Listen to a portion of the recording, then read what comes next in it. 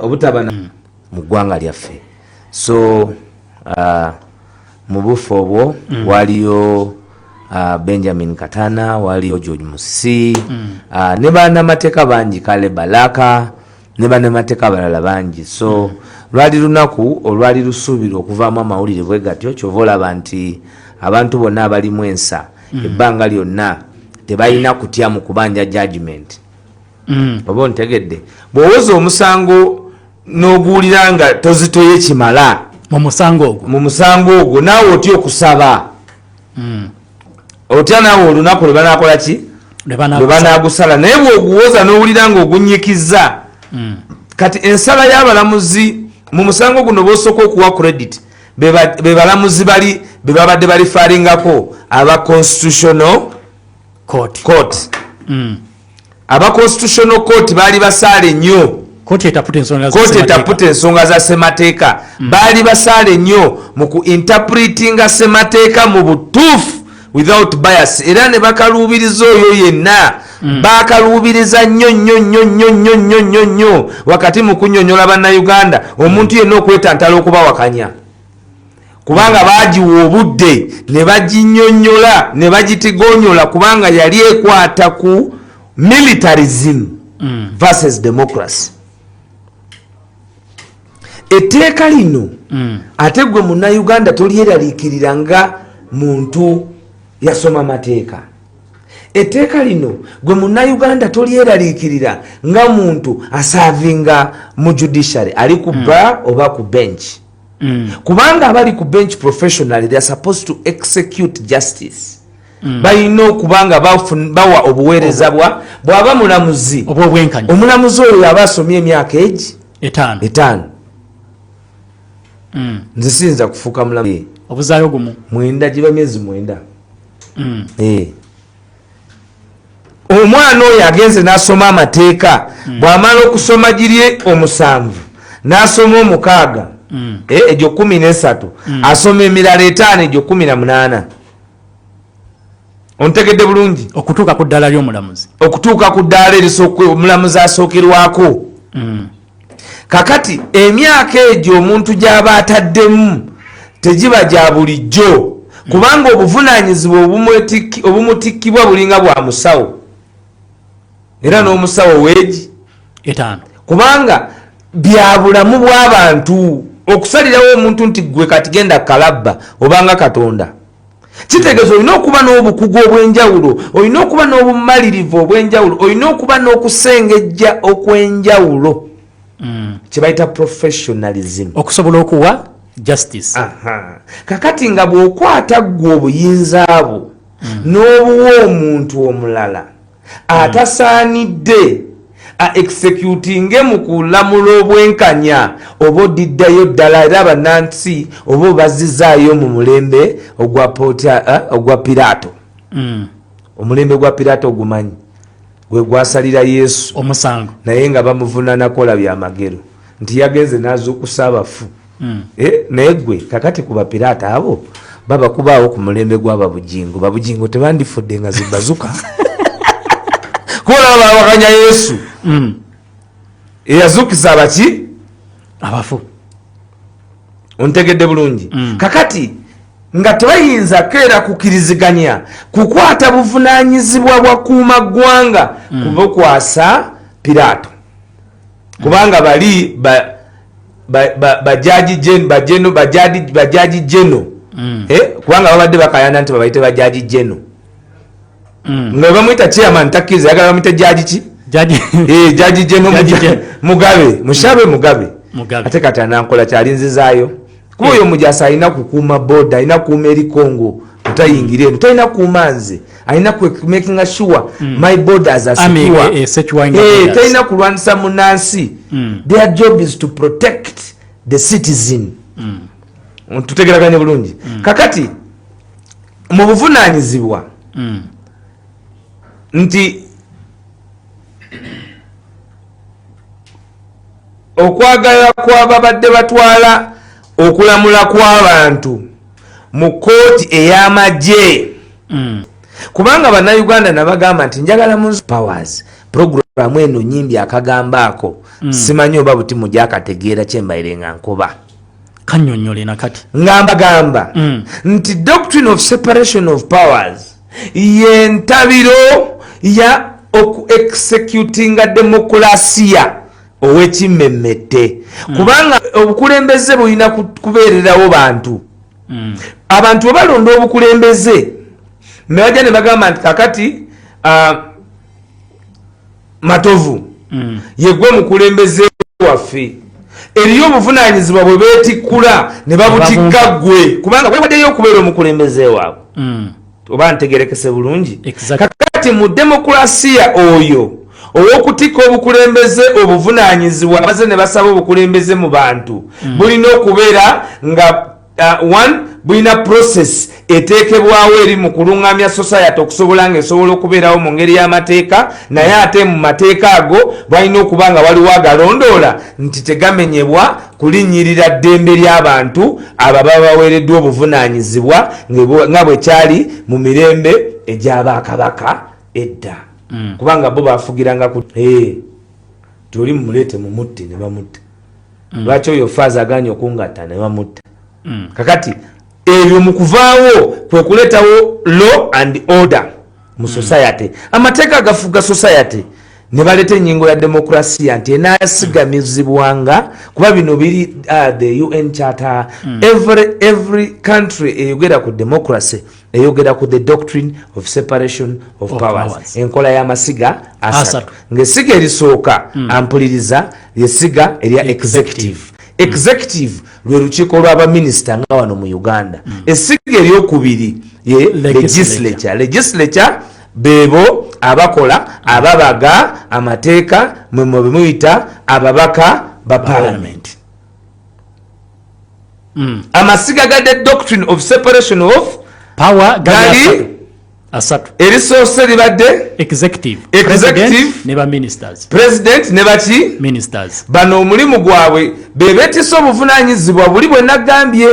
obwa bannayuganda okutuula eyo ne beebaka otulo nga tebafudde kwani agenda konkona ku lugirwe ne beebaka otulo nga bamanyi abasirikale bakola omulimu gwabwe ne beebaka otulo nga bamanyi nti bwakeera ku makya okuvuga emmotoka ye enguudo zigenda kuba nkole kubanga eri eyajja n'abasaba obuvunaanyizibwa ne beebaka otulo nga bamanyi nti bagenda keera ku makya nga kasasiro ali omungi ennyo ng'ekiteezi ayooleddwawo afuuliddwa maniwa wabanga mungi nnyo ng'obuvunaanyizibwa obwo bulina kuba bwaba babasaba babeere mu bukulembeze so sibba abantu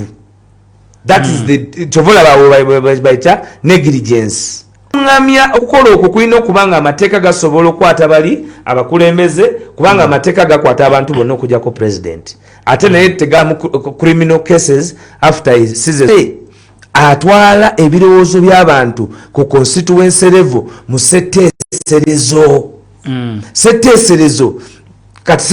setteeserezo yatunuulira tugambe nti ereeteddwa egenda temebwa etya mu kutemebwa bye tugaba byebyo ebituufu setteeserezo abaga amateeka agayambako abantu okuwangaala bonna mu buntu bulamu nga buli omu takosa ki munne kaaba baba balina emundu oba batalina ki mundu kakati setteeserezo bw'amala okubaga walina okubaawo atunuulira setteeserezo walina okubaawo atunuulira executive kakati laba omuntu eyateekateeka demokrasiya bwe yamuteekateeka mu ngeri ey'ekimmemmette abantu bali bonna benjogeddeko ababaka ba palamenti baba baki balonde ampuliriza oba tuli wamu ababaka ba parliament abakola the second arm of the doctrine of separation of powers ababaka ba parliament baba baki balonde executive olukiiko lwa president ne ba ministers oba somewhere where it applies as prime minister kumu abali mu nsi ez'enjawulo nabo babeera baki balonde kati because this doctrine ya designing okuyambako abantu okwechekinga baletamu the professional touch ey'abayivu that is the judiciary esiga ki eddamuzi lino ddyo lya buyivu si lya bulijjo kakati awo tewaliwo omulamuzi yabadde awo atalina masters 2 kwaba bakuta abayogedde tewaliwo atalina masters 2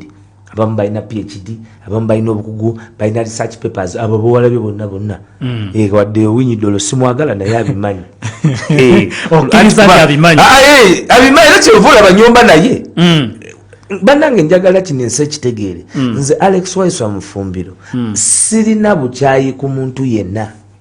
nina obukyayi ku muntu okusiriwaza abantu ng'amanye ekituufu kubanga mbadde ne opportunity okuinteractinga n'abantu abo bonna at every level. I have interacted nakugamba I have worked and interacted with Chiriwa Kiwanuka on a political case. Attorney General. Yes. Mumanyi his ability. Chovola bairanze kubino ebyo abadamuzo obutasala musango. Ebbanga lyonna nze sogera ko Winnie Dolo. Ebbanga lyonna ngambani Chiriwa Kiwanuka because manya amanyi gaina. Ontegedde bulungi. N'obwongo bwakola Chiriwa Kiwanuka webuddo. Webuddo kimala okunyonyola nti abimanyi okitegedde kakati nze bulijjo gwe mpa obubaka kuba bali abalala oba tomanyi kati goyinza okuga nti oli omusajja ewera akitula gogoba benchmarking akayinza oba nga abimanyi kati nze simugenderako nebbaluwa wagikoze eki naye bulijjo ngamba ono Kiriwa Kiwanuka amuwa amagezi nti kooti bagikirizewo eki ensala yaayo ne Kiriwa Kiwanuka yennyini aprevailinge over kubanga Kiriwa Kiwanuka office ya Attorney General egwa mu nyinga eri ya judiciary kubanga yo naye eri political naye eyamba abantu governance yo erina kubanga eyamba abantu kutaputa mateeka mu butuufu okuyambako government obutakola ki nsobi kubanga government buli bwekola ensobi kisuula abantu mu ntata mu ngeri ya compensation mu nsimbi kyobadde okimanyi kakati sigeddamuzi lyo lirina ba professionals bokka bayivu tebirimu twatere embunda tebirimu ebyo toleeta nti ate omwana we yandabikira bulungi olulimi alwogera bulungi tebirimu merit esooka olina kubanga wasoma nomala okola ki okusoma kakati abantu abo abasomye bandibadde beekubyeko enjawulo okukkiriza omuntu nga Mushabe ansonyiwe jeno jaji jeno Jaji Jeno nsonyiwa bagala ebitiibwa badde bamuyitanga chairman n'ayomba kati koti yonna bagaye badde omanyi nti Owinyi Dolo nti oyo Jaji Jeno bamukwate abalina okuba bakwate bonna abadde batulabo era guti oli mugezi guti yadduka guti yagamba nti nyinyuse gwe yayinza okunyuka obugombe guti yadduka nze guti yampita gundi Honorable Mpuga Masias yakola ki nomwe ekitiibwa Honorable Mpuga Masias ye yantwale wa guti kafaananyi ako abamonita bakakuba kaliko ne ku Twitter olunaku olwo nali desuti ya green guti nambuza lwaki banvuma nga guti bali mukomera nemwe abagenda kuvuma kubanga bali ffe tetubalinaako buki ngayagala kumanya nti mukumya naja nenjunyumya wano nabuza kyekimu nonga nti bali bemukutte abantu tebalina musango nawe okimanyi naye guti yatuukanga abantu ebigambo bye bamugamba era we nategeera nenga abantu banaye temuzikiza babawulira kakati guti yatuuka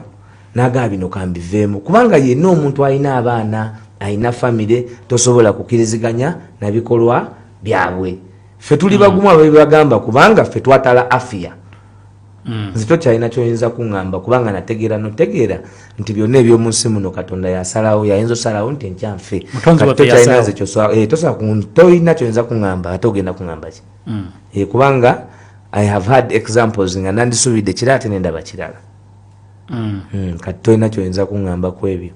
tosobola kuntiisatiisa wadde kyova olaba nkugambye ti abali emberenge balye kakati Jaji Jeno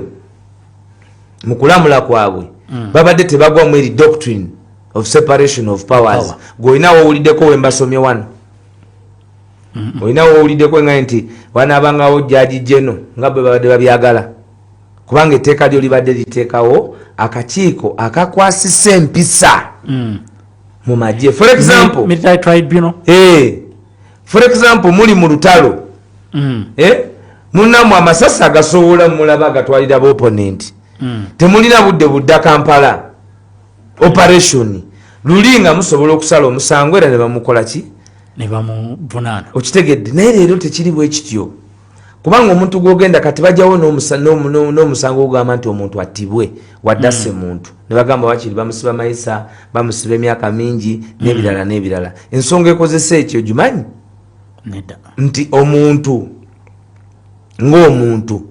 ayagala abeere shuwa ku bulamu bwe omuntu abeere shuwa ku bulamu bwe kyova olaba nti ne department ya security nayo bagibreakinga down nga bwe balina ogibreakinga down nti obulamu tebugulwa tebuliko muwendo kubanga obulamu katonda yakola ki yabutuwa enyonyi zigwa nemugaa nti mwasigaddemu omuntu newewunye ekyo kyakoze ki kyazze kitya kakati gemaanyi ago getulina okuba nga twanukula zino ensonga so mu judiciary mulimu namwo breakdown eri mu mateeka creatinga kigambo kye bayita president president kitegeeza ki mu Luganda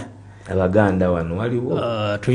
tuyinza wano baba boogera nti tuli baganda banguwa naye kati president yesetinga enkola oba ekyokulabirako president setting ekyaki ekyokulabirako mu nkola y'amateeka ekyokwebuuzibwako oba okuddibwamu ensonga gy'oba weebuuzizza efaanana neeyo ebadde eriwo kyoyinza okwesembesa okukola n'anyumyanga naawe kakati wudu mu ntemateme eya kooti balina kye bayita grade 1 magistrates court yeba n'abalamuzi aba G1 abo bava fresh mu university bagenda babambusa amadala ku levels ezenjawulo paka we bagenda ku chief magistrate tuli wamu kakati bava ku chief magistrate ne bagenda ku high court abamu registrar naye registrar aba ku level ya nga high court ababulayo katono kumuwa West Station naye registrar high court kati high court yo it is a court of registrars baba administrators of those particular courts for example nga high court jezibera kugamba kwa file zayo ziba za buvunanyizibwa na zamani walina okuba wa administrator ate omulamusajja kuba nga yatamu ye secretary nabanga guwandise nga permanent secretary wa court eyo oba secretary saabawandiisi wa court kakati kuba kati mu Uganda mulimu civil division mulimu criminal division mulimu commercial mulimu civil division ye wagenda gundi yankubye oluyi civil cases manja gundi mulimu ettaka bagenda bazidissectinga mu ngeri ey'enjawulo naye ekikulu kya omuntu awuliriza alina kumanya nti kooti esookerwako bagiyita magistrates court eyo G grade 1 ennaku zino bafacing out grade 2 so balina grade 1 n'okwambuka waggulu paka ku chief magistrate then bova ku chief magistrate ne badda ku high court it is a court of precedent eno wansi ku magistrates court ebibeeramu tebiteekebwa mulama tetubyesigamako kusala musango mulala matovu gwe wetagamu sente nanyumyanga naawe tobyesigamako kusala musango muki mulala wagasomako maybe kiri mu DNA yange dayo gasome inshallah kakati naye kooti eri ya high court bagyesigamako it is the first appellant court lwaki tugita first appellant court kubanga yesooka okuwuliriza ensonga ezivudde mu magistrate wa chief magistrate kati yo neja nebeera court of precedent ye ebyayo byesigamibwako ku nsala y'emisango emirala egiba tegyagenda mu kooti nsukulumu tutegeraganye so magistrates court high court kakati bwomala high court newabeerayo court of appeal ejulirwamu court of appeal efuna appeal okuva mu high court kati abalamuzi abava kweno high court paka abawagulu bonna bemulaba bambadde ebijo bya white ku mutwe ebyaletedde oli ogamba nti they are foreign interests judges kyokka nga yeyabalonda kitegeeza naye ali foreign interest jeno oba niyamuwandikidde baluwa ye yenyini yeyalonda abo kakati bo basaze ebyamateeka ayagala agende mu jjangolo kubanga bino byagala nti bali foreign kyategeeza nti bali ku mateeka era njagala kino I want the land judges to understand that the notion by General Museveni in his missive to your judgment and ruling is that he believes that you are aliens to his militarism because you are executing directly what the doctrine of separation of powers mandates you to do. The issue of checks and balances. Checks and balances. Now, because you have executed your duty, he's now baffled about it, and definitely he's taking the trend of isolating you from the population. And unfortunately, he no longer has the population. No, the population is now with the judges, because that has been their hope as a population, that you, the judges, will maintain, first of all, not the people's ruling, but the ruling of the Constitutional Court. Because the people were absorbed by the understanding of the Constitutional Court in this matter. The Constitutional Court had dispelled this position. We wish to commend you as well, but they had given the audience and the public and Ugandans something to have analysis on and move forward with. And the lawyers also equally played their part. So for us, we see the bench, we stand with you, the bench, and we believe that you should go further and give orders to be executed on this ruling, because we are seeing contempt of court, and this matter can only be resolved by you, the land judges. And we call upon you not to be intimidated. This time you stand with the population, you stand with the Constitution, not only the population, because this act was purely toppling your existentiality as the third arm of government. He had to definitely on all occasions asked government, and I think in our new government of Kyagulanyi Robert Sentamu, the judiciary will have independent financing, such that the executive does not poke its nose in matters concerning their adjudication of justice. Ebyo mbadde mbiweereza bali ab'oku bench si byange ebyo byabali kubanga bannayuganda ab'enjawulo batutuma ate kuli ku bench kuliko Owinyi-Dollo kuliko balala, and those judges abasinga tobayita baaki ba bulijjo. Kakati bw'ova ku Constitutional Court ne Court of Appeal ogenda ku Supreme Court bempereza buli obubaka ne bali aba Constitutional abamu ndowooza bava mu Nseeno, I think, kubanga ndowooza kwaliko Justice Kakuru, omugenzi Justice Kakuru naye mukama mmwe ekyomula ekyemirembe. I also interacted with him. I know his story ndijinyumya olulala. However, the third arm eno nkugambye yaba professional, era nkulaze nti emisango lwaki emisango gitambula, omuntu bamuvunaana omusango gw'okutta omuntu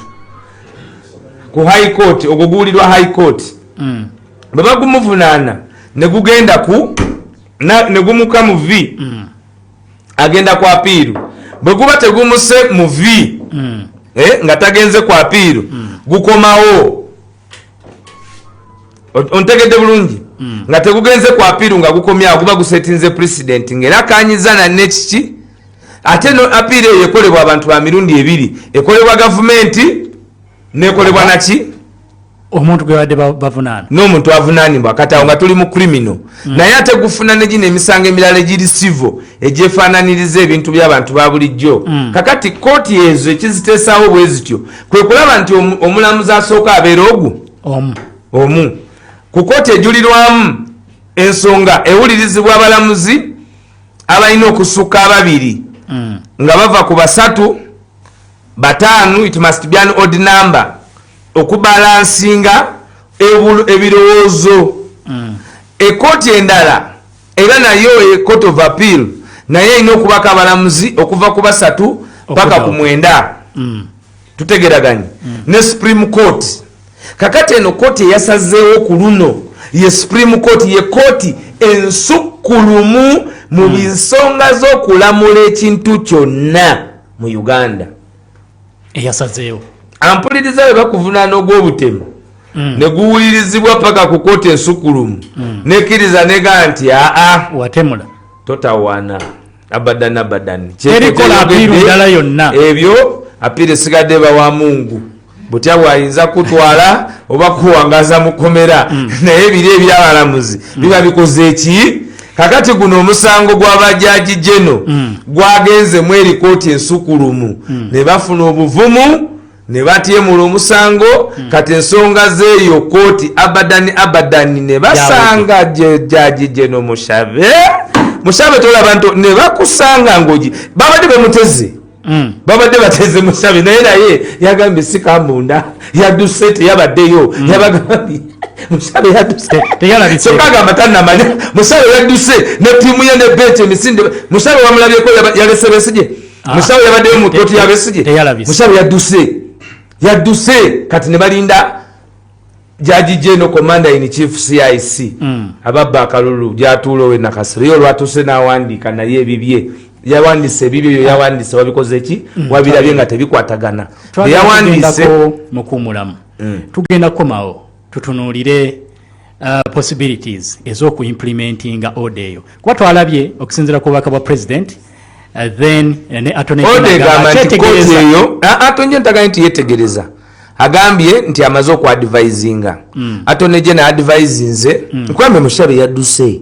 tebayinza kuddamu kutuula yabagambye kooti eri yabagambye nti baliwo mu bukyamu bye bakola bikyamu era bwe mpulidde kiryowa kiwanuka gwe mmanyi kiryowa kiwanuka kyekyo kyembadde kyokozeemu kuwangaaza bigambo nti twawandikidde Supreme Court nti tuli ku ekyo kye tukola nti tuadvisinze General Court Marshal obadde olina okuteekawo timeline government eziri serious zigamba in 24 hours kutetusuubira babirwise tewaliwo mpapula ze batambuza tetubuzaabuza bannayuganda. Your English, Mr. Chiriwa, was perfect. Your suit was okay. Naye ebyo by'okuteekamu obudde nti advise give us the timeline. Parliament awembadde nsuubira nti tulina okuteekawo okumubuuza timeline ya D kubanga kino kooti bwe yasaze jjo byabadde birina ku effectingirwawo immediately. Naye bino ebya advise bye bataddemu process bikyamu wadde interpretation yaabwe we align with it. Kubanga wabadde wayinza okubeerawo attorney general twali tubaddeko na attorney general Mukama Katonda amwe ekyumula eky'emirembe naga nti webakwata guba gukusinze tegwo manyi jajanga yakulimu akozesa nga ne professor so waliwo statutory amateeka agali mu constitution mu mateeka mu buwandiike nga gamateeka gagavanning okuva ku constitution then ne document ne amateeka amalala agakolebwa nga gakolebwa ensi eyo through parliament amateeka agakoleddwa parliament okay parliament gemaze okuyisa ago gafuga ensi world all over. Sigambe mateeka galeteddwa executive kuba executive bwe galeta galina kuyisibwa legislature the doctrine of accountability checks and balances checks and balances kakati bwova ku masiga ago the doctrine tubaddewa ogambye amateeka gayisibwa mu mirundi esatu. Yes, musimu abantu bonna abali mu studio muzijeko mu kuyisa amateeka ago parliament geyisiza ge tuyita statutory amateeka amawandiike nga gayise mu parliament okay kakati ne wabeerawo amateeka ga common law kubanga ffe twali matwale ga Bungereza waliwo neeyisa ey'amateeka ya common law agasangibwawo gye tugoberera ne wabeerawo case law kati awo we tuli amateeka agakolebwa kooti gye wayogeddeko ekola ki kooti agakolebwa kooti ensukulumu oba anti ngamba agakolebwa kooti eri gye wayogedde kooti gye wagambye nti yebuuzibwako kooti eyebuuzibwako court of appeal kakati no kyentegeeza nti kooti eyebuuzibwako wakyogedde bulungi luli bwemba sikirabidde ate kati so mu mateeka ago aga case law olwaleero eno kooti eya supreme court etteeka lyebeewadde liba etteeka erina oteekebwa mu nkola kubanga nayo nsukulumu mu byamateeka esobola oteekawo enfuga okusinziira ku eri doctrine eya checks and balances and doctrine of separation of powers ey'amasiga agalamula abantu okuwangalawo abameka nega nti bwe mukola bwe mutyo mu mateeka muba mukoze butali bwenkanya kakati kooti eno yalabye ng'enkola ya kooti eri ey'abamushabe jaji jeno nkyamu ekisooka yabadde ewamba obuvunaanyizibwa bw'obukugu mu kusala ensonga mu mazima n'obwenkanya obadde ogera ku president eri gye twali twogerako nti kooti bw'eba esaze basobola kisinziirako ne bakola ki ne basalirako omusango kakati kooti yasala mu nsonga z'ebyokulonda mu musango gwa Amama Mbabazi versus Yoweri Kaguta Museveni mweyakkiririza nti obubbi obwalimu era bwali bwanjawulo era nega nti akalu kasaanidde kolebwa bwe kati ne baako recommendations teziba na recommendations biragiro newe ebiragiro kubanga yagamba nti temusaanidde kudda mu kalulu kalala nga bino tebiteekeddwa mu nkola era abo abasajja boolaba abawamba Uganda bajeno Yoweri Kaguta Museveni ne banne n'abo abantu abali mu palamenti ebiseera ebyo balemerera okulaba ekintu ekyo era ne tugenda mu kalulu kyova olaba nti akalulu ako omwagala w'abangi yakajja mu manyo ga mpisi tutegeraganye kakati neba nga yaziimuula singa yali etesitesa akalulu ku whims eza direction of the Supreme Court probably tetwandibadde na kufiirwa abantu betwafiirwa 5 mu abameka mu abana kakati olw'okubanga omusango guno gubadde guluddewo emyaka 9 bateekateeka kubanga tekitandise okuzimuulako abalamuzi ku leve eyo okulaba ng'ekiwandiiko gye Museveni kye yawandiise nakyo tekitandise leero njagadde bannayuganda bakitegeere mukube mangu tooki mujjukire kati minisita wa security gwe bayita Jim Katugugu Muwezi bwe baali bamuvunaana emisango gy'okubulankanya ssente za Gavi Fund ne Global Fund tuli wamu kakati yagamba atya Justice Ogola eyali principal judge then of the High Court yamugamba nga amubuuza 4 ku ssente namugamba wali ludda waggwe mwali ludda wammwe abasoma amateeka mmwe mwali Dar es Salaam nga mwebase wansi wa kunkulisi muli mu kulya sausage kalya sausage agamba Justice Ogola abimugamba amubuuza 4 kati ne General Museveni walabye ebbaluwa ye eyawukaneeta n'ebigambo bya minisita we this is the birds of the same feathers flocking together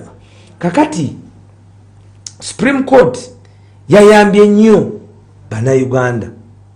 etya era nayo neyeyamba nnyo one nti kooti zaabwe zibadde zigenda kuvaawo omanyi bulungi nnyo nti baali bakola bukooti maasho obuto era ne mukulonda nga bagamba nti ali awo makindi emunda tali eri ali eno makindi waggulu nga bateekayo obukootikooti era nga neyeyeyo mu byalo bateekayo those kangaroo systems ez'abantu abatalina buvunaanyizibwa kati gwampuliriza jjagala osiga ekifaananyi omuntu bamuvunaana gwakutta muntu nga bali siriyasi bagamba nti oyo Besigye abadde agenda maamulako gavumenti aziza omusango gwa Nagomola n'omukwata n'omuwa tumwine omugenzi yali yasoma fine art kusiga mulungi nnyo mu fine art bwe batugamba naye nga naye yaliko omulamuzi wa kooti eyo swabula toseka kakati ono simanyi mushabe ye simanyi byaliko naye bamuwaki kakati obukugu kooti ene badde okubwejjako ng'egenda kuhanding over militarism open militarism wali tuli mu militarism open militarism amagye gabeere nga gegawamba nti bwe tebakwagala bakubanja sente nyingi nga bakutwala mu General Court Martial kooti nayo yerwaniridde ng'eraba nti ewambibwa kooti of course Justice Ogola yawandika poem bayita Rape of the Temple obulisamanyi wa the temple of justice. In fact agamba ramp of the temple of justice nti obulisamanyi bw'NRN General Yoweri Kaguta Museveni nga balisamanyi ekitongole yeekaalu eyebya salwe bwenkanya. Justice Ogola yawandiika mugende mugisome ng'olwo mamba black mamba bawambye bazze ku kooti okuwamba abantu. Olwo batandika okumenya kooti ampuliriza. Era ekyo ekya black mamba bwe kyamala okubaawo mwatandika okulaba nga bawamba abantu ku kooti mu ngeri ey'enjawulo. Ye mbanyumiza eki eyasembayo yakamba. Yasembayo yani last year yakamba. Kakati olw'obutali buvunaanyi olw'okuba nga balaba nga kooti zino z'okubanga kooti zino goberera amateeka. Wadde General Museveni aba akoze eki nga bwe ngambye for them they are professionals. Yes, there can be corruption, there can be what. Naye the issue is nti bo at all corners omuntu yamala n'abeera mu kibiina amala n'asoba walinga up ku ky'okudelivaringa amazima. Kubanga aba yaswearinga oath ey'ekyo. Kakati the Supreme Court today empowers you Ugandans nti bali abamajje tebabatiisa tebalina nakubatulayi nga babadde bakikola mu bukyamu kubanga kyekibadde kitiisa bannayuganda. Buli omu ati ogende wa Judge General. Nze nagenda mu eyo kooti abamujjukira bannamawulire ne bambuza ebibuuzo nga ngenza okweyimirira baani Banubian. Era ngenda ne mpulira abantu nga bagamba nti Banubian baateesa ne ng'aginde emitwe giryamire kigino kweri. We went kooti eyo twagyetalako naye yali nfu. Era nze bwe batutwala okubuuza oli olw'okuba yali ayambadde uniform yagala abuze ebibuuzo nga nti ate obuuza bibuuzo kigwe. Twala kubanga bye yali abuuza byali bya bulijjo naye nga batekawo eyo fear. Kakati abantu bayambudde kooti eyo kinagamba luli nti ne kooti yennyini n'amagye mugambudde. Nekugamba nti ekibi ekiri mu kino mulimu abajaasi. Ffe tulina abakyali bafe abayingira amagye bangi. Kyobola tuli bagumu nti olunaku lw'okubajjako bano era bali bajazi kwata embwasi gye bali bangi bakyali bafe mu magye. Gye bali bangi kulima na kulima era mwongere ogayingira kuba twetaaga professionalism eyo gye mulina. Mulimu abagayingidde to serve the nation. Tutegeraganye. Kakati zino abductions bamachete ne bawambibwa ne batwalibwa mu court martial. Ne kugamba nti bulijjo mbagamba nti court martial no yali ya bbeeyi nnyo nti olunaku lwe bakwata Sejjusa nga tebannamukwata nga tebannamuwozesa nga tebannagenda mu bya mukwata. Kayihura yayisa bandi mu kibuga nga ne bamuwadde decorations za Jeno. Kayihura yayisa ki bandi nga ne bamufudde Jeno. Omuntu awozesa kweyo kooti naye alina kuba kulanka ya Jeno bw'aba agenda kuwozesa Jeno. Era yaliko at the time yali talina ranka eyo kubanga ndowooza kwaliko before yali Koreta ndowooza yali tumini kwali Koreta Ivan Koreta Tumwine Guti. Those that I can tell now kubanga that is when wetandika okubeera active. Bali kwali mu bya kuvunaana batumukunde n'abalala ne basejjusa naye ngamba kati mweno time Guti n'abalala gye babadde baprosecutingiramu abantu ye Freeman Mugabe nze nomuyita Mushabe gafaanana. Kakati gwe munnayuganda mweno ruling lwaki bagiyita landmark kubanga teriyo okujulira kulala. Teriyo okujulira kulala. Era n'abe Kenya basobola ogikozesa singa abannakenya Ruto abikola basobola gamba mu musango gw'e Kampala mu kusalawo kw'omusango gwa bannayuganda ne kooti y'amagye kyasalibwawo nti tebateekwa kuvunaana ba civilians kubanga n'omuntu omugezi akatono ekyo aba akiraba. Bali bevunaana gwa mundu ate gye n'Omuseveni ebbanga lyonna ne mubaluwa ye twamuwakanyiza lwa nsonga ayina president gye yasetinga ku Kanyamunyu ye yennyini yenyigira mu nteeseganya n'asitula ssente n'azitwala mu mambuka ne batuuza kooti y'amatapuuti ono nakkiriza nti yatemula omuntu n'akomawo eno n'akola plea again. Kati gye n'Omuseveni gwe mwennyini wa floutinga the process. You please don't have a right to tell Ugandans about justice because Kanyamunyu yakwokya example ndala mujja zitubuuza naye nze no gyenkuwa bannayuganda gye bajjukira yalina emundu etali mu mateeka General Yoweri Kaguta Museveni. Kanyamunyu gwe wawolereza yalina emundu etali mu mateeka. General Yoweri Kaguta Museveni njagala ategere nti Kanyamunyu n'emundu yagibuza bajijja ku scene of crime. Njagala ategere nti ebigambo by'okutta omuntu oyo gwe bawolereza byava mu kamaake oyo eri omuntu kubanga ekikufuula omutujju mu bbaluwa yagamba lwaki obeera n'emundu that is a preserve of naye omusango guno lwaki teyagamba gudde mu General Court Martial ogwa Kanyamunyu waba wabwenkanya. Kakati kitegeeza nti eri kooti ebadde ekozesebwa ey'amagye okunafuya okumaamulako gavumenti mu nkola y'okozesa amagye g'eggwanga okuyambako Ssekinoomu General Yoweri Kaguta Museveni ne mutabani we Muhoozi Kainerugaba ne bannenga family. Kakati ekyo Supreme Court yakigaanyi. This is not a family business. Kyova olaba bakambwe kubanga babadde bakozesa kati ebbogo ne command ya discipline y'amagye gaffe kwegana amagye sigaje no Museveni gaffe tatunda nto kubasasula omusaala gwe wali owuliddeko nti zibuze ez'amagye ne bagamba nti yatuwaddeyo ente bina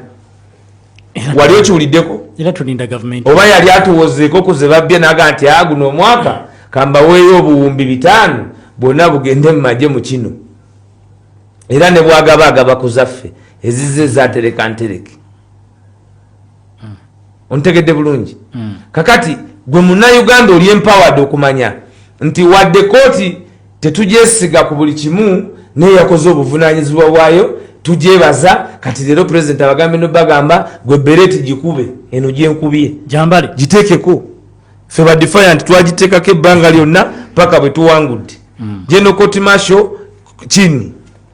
General Court Martial ya Freeman chini General Court Martial ya Freeman chini yayambadde uniform ne yegezamu ogenda kulamula kikubanga n'abasirikale abalala tebali kuba civilian bokka n'abasirikale abalala badde babatwala eyo ne babateeka mu mbeera maana ebiri mu Uganda muno tewetaaga kwesiga abantu batagenda kuba na accountability. Tewetaaga kwesiga abantu nga balikozesa authoritarianism okufutubala ku bantu n'ogamba nti gwobawo obuyinza gwe just imagine General Court Martial tunuulira Council Aaron bamusiba emyezi 9 lawyers ze azokuwoza gyalina okutuula mugaddewo kuba muli bajaasi akugamba ngenda nzize ndi ku ttiimu kyokka tali is not an alien siti twomulabyeko ontegeera bulungi wamulabyeko omumanyi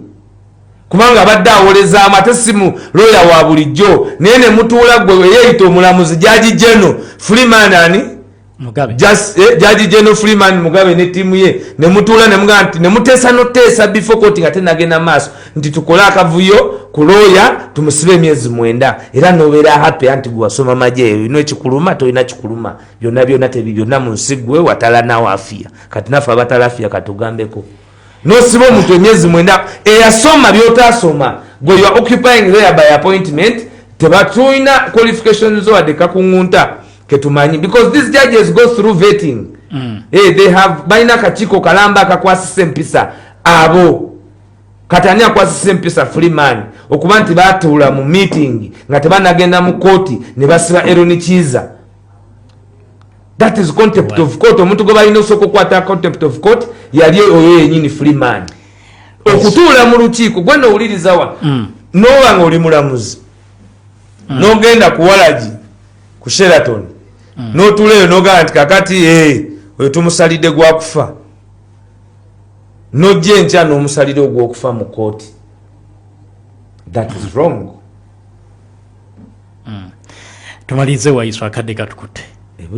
budde buweddeyo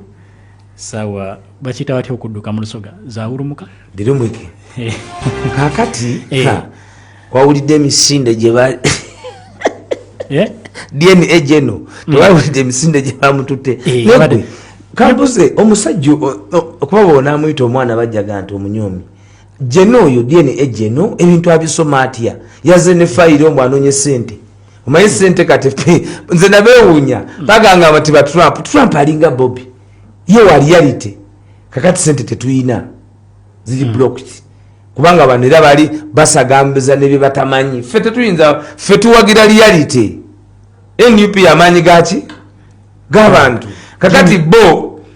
olwaleero yagenze mu parliament nti asaba sente z'akalulu ka byakulonda gwani yaga nti olaba nti amagye gaffe gali idle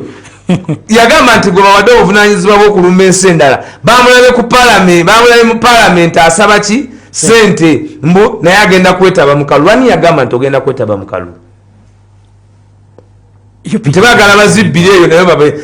naye Kyagulanyi afudde akalulu very expensive kati banoonya basoliciting engeri gye babbamu sente byonna bizingame naye nga balwanisa Kyagulanyi na mu kitimbi gw'Abannayuganda tosobola ekyo kukikola tekigenda nakubaawo tebakulimba tekisoboka. Abantu mugende mukebere mu nkalala z'abalonzi mbegayiridde nnyo mbakowoola abantu baffe ab'eruzira abantu baffe ab'emutungo abantu baffe mutungo bina abantu baffe ab'ebutabika abantu baffe ku Kampala road abantu baffe mwenna abali embuya bugolobi Uganda yonna mbakowoola mugende mukebere enkalala z'abalonzi. Oligamba ki abaana bo nti tewalonda omwagala w'abangi Kyagulanyi Robert Sentamu ng'okowodde bakitundu kimu ekiriwa Kampala Uganda yonna akiri bugolobi anti nsembye okubeera nawo nalebo bali mwezo byebimbadde muki mu bwongo naye mutumidde nnyo yebale kola nguudo abadde ampitiramu omanye ebyo byalema ono gwola byagenda osaba ezaki ezakalulu DNA jeno yagasaba yajja mu kibuga ne bimulema naye ono bali mwezo tukwebaza otambuza. Wassalamu alaikum warahmatullahi